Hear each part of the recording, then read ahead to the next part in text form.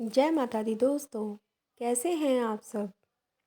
बहुत समय पहले की बात है। एक विख्यात ऋषि गुरुकुल में बालकों को शिक्षा प्रदान किया करते थे।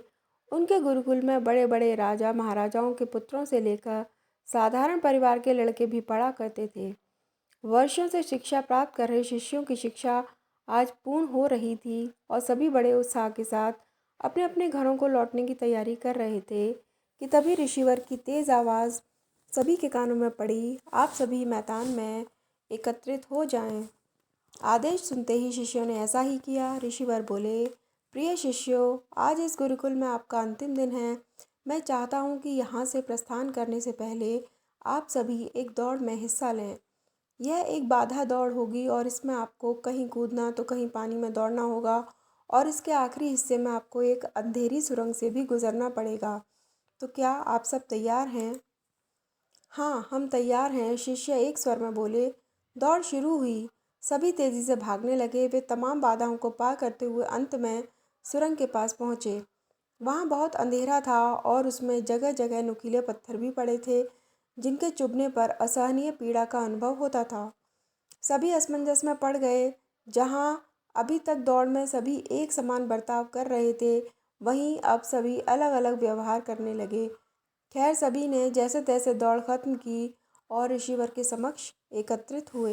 पुत्रों, मैं देख रहा हूँ कि तुम लोगों ने दौड़ बहुत जल्दी पूरी कर ली और कुछ ने बहुत अधिक समय लिया।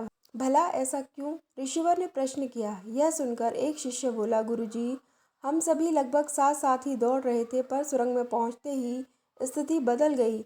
कोई दूसरे को धक्का देकर आगे निकलने में लगा हुआ था, तो कोई संभल संभल कर आगे बढ़ रहा था और कुछ तो ऐसे भी थे जो पैरों में चुभ रहे पत्थरों को उठा उठा कर अपनी जेब में रख ले रहे थे, ताकि बाद में आने वाले लोगों को पीड़ा ना सहनी पड़े। इसलिए सब ने अलग अलग समय में दौड़ पूरी की।